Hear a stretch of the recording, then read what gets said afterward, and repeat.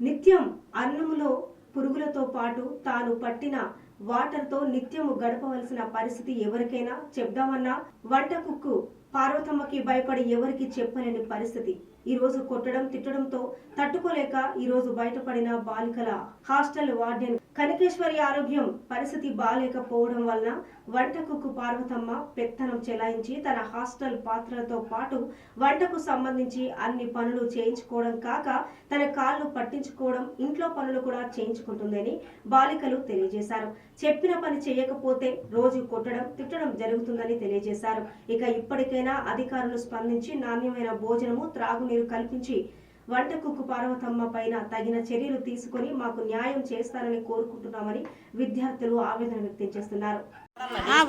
Warden గారికి వండిన staff కి వండిన వంట పరిస్థితులు అయితే చాలా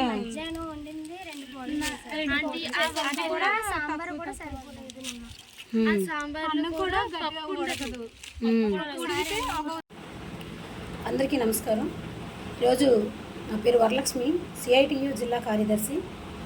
ఈరోజు అనకాపల్లి జిల్లా చౌడవరంలో అన్నవరంలో ఉన్నటువంటి బీసీ గర్ల్స్ హాస్టల్ ఏదైతే ఉందో బీసీ గర్ల్స్ హాస్టల్లో మెనూ ప్రకారం భోజనాలు పెట్టలేదని చెప్పేసి పిల్లలు 1-2 సార్లు మాకు చెప్పడం జరిగింది.